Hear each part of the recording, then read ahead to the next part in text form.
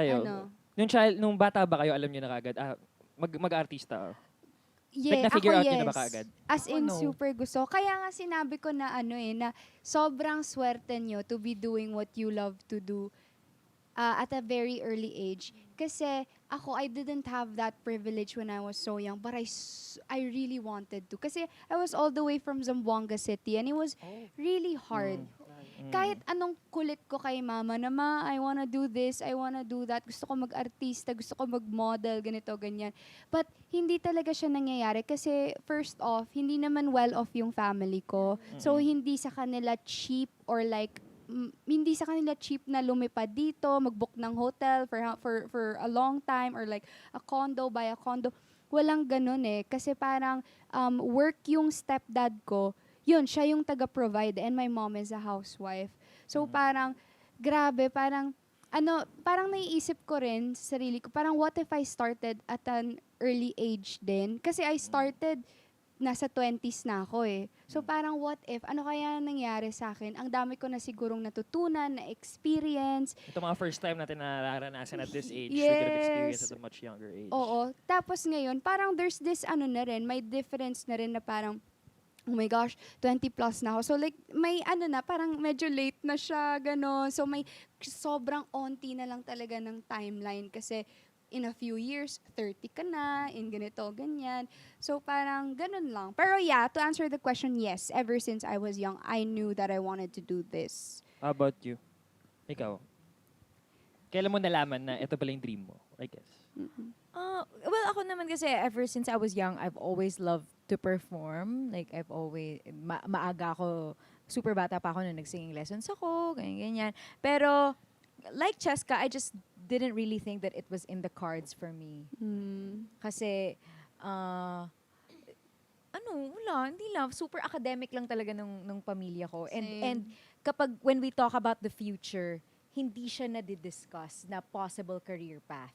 It's only either law, medicine, engineering. Doon lang yung mga namin, yung nakikita naming it's not because nililimitahan kami. Hindi lang talaga wala lang talaga sa kultura ng family namin yun. Oo, pero definitely I've always loved performing. So ayun. Ako rin naman, mag-share din ako. Ano kayo lang? Diba? Share din ako. Diba? Ambag naman ako sa kwento. Pero ako rin dati, it wasn't in the cards for me din. Never ko siya inisip. Kasi from Davao din. Like sa probinsya, iba naman talaga. Kasi parang, manonood ka ng TV, parang isipin mo ba na pupunta ako ng Manila to do that? Parang, never siya pumasok sa isip ko. And yun nga, our family is very academic din. Nasa school ako na bawal yung mga ganito, like mga arts fields, mga... bawal kami. Siya kasi science high school Science high school. So, Sama ka story. required kami. So, required ako mag-engineering, ganun. So, never ko talaga inisip. Tapos, bigla na lang nagkaroon ng opportunity. Ako din naman ever since I was young. Kasi, naisip ko lang as a possibility lang naman. Na parang, saya siguro ganito. Pero, di naman mangyayari yan. Parang ganun. Tapos, nung naging unti-unti nagkakatotoo na, doon mo na parang, possible pala, attainable pala yung goal na yun. It was reachable pala. Yung mom ko din kasi nakasama ko during that time. Parang nag-work na siya, tapos nag-nursing pa siya when she already had me. So, alam mo yun, syempre, nag-duty siya, ganyan. So, wala rin talaga siyang time. Walang extra time wala rin naman kaming ibang kasama na yung pwedeng magsama sa akin sa mga audition, mga ganon. So, it